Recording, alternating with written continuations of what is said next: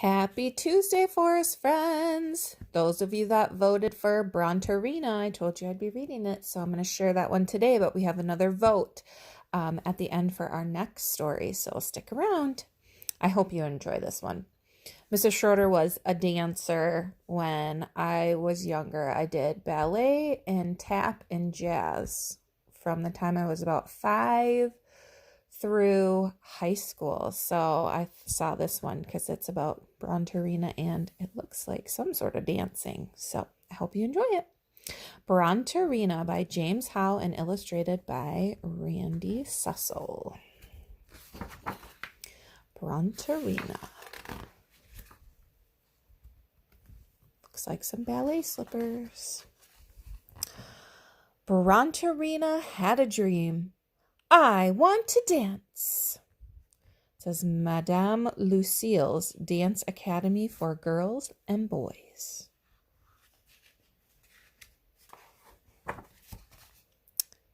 But you are a dinosaur, Madame Lucille pointed out.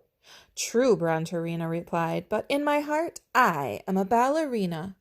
She is too big, and she does not have the right shoes. Madame Lucille wondered what to do. She had never had a dinosaur as a student before. Dinosaurs were rather large, and this one certainly did not have the right shoes. But then she felt Clara and Jack tugging at her skirt. Oh, please, they pleaded. Pleaded is another word for like they begged her. Please, please, please. Madame Lucille looked into the dinosaur's eyes. What is your name, my dear? Bronterina. Bronterina Apatosaurus. I even sound like a dancer. Don't you agree? Madame Lucille did agree. How could she not? Welcome to Madame Lucille's Dance Academy for Girls and Boys, she said. Please try not to squash the other dancers. Music, Magnolia, she commanded the piano player. As Magnolia began to play, Madame Lucille turned her commands to her students. Plié, relevez, arabesque, jeté.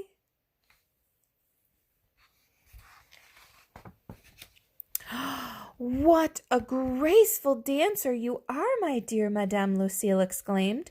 Bronterina blushed. On the outside I am a dinosaur, but in my heart you are a ballerina, cried Clara and Jack. She still doesn't have the right shoes.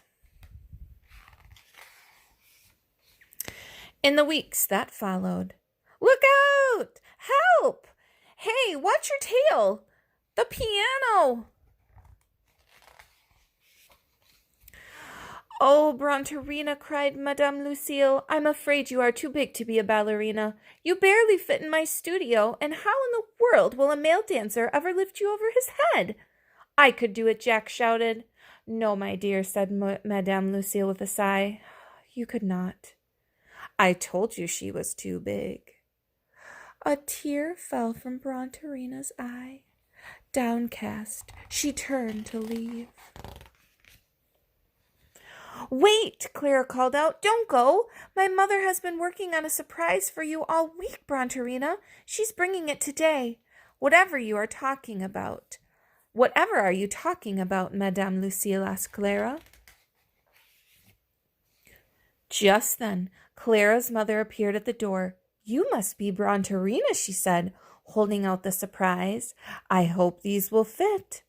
Well, now she has the right shoes. Do you think they're going to fit her feet? Bronterina beamed. They fit perfectly, she cried. I am a ballerina. Or I would be, if only I weren't so big. Oh, fiddlesticks, said Madame Lucille. Why didn't I see it before? The problem is not that you are too big. The problem is that my studio is too small. And so the whole class went off to look for a studio big enough to hold all of Bronterina's talent. Too small? Too small. Still too small? still too small. I have an idea. Moo.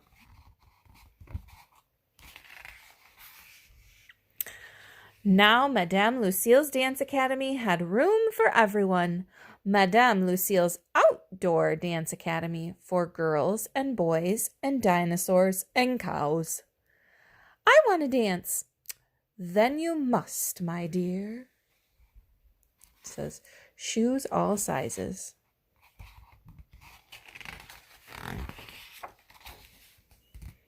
And it all began with a dream. The end. I hope you liked that one. Do any of you have dreams? I bet you do. So, our next story, two choices are, we have Wendell the Narwhal and Dragons Love Tacos 2, the sequel. I know our class loves Dragons Love Tacos, the first one. So you can put your vote in the comments. Wendell the Narwhal or Dragons Love Tacos 2, the sequel. All right. Have a great day, forest friends. I'll talk to you soon. Bye-bye.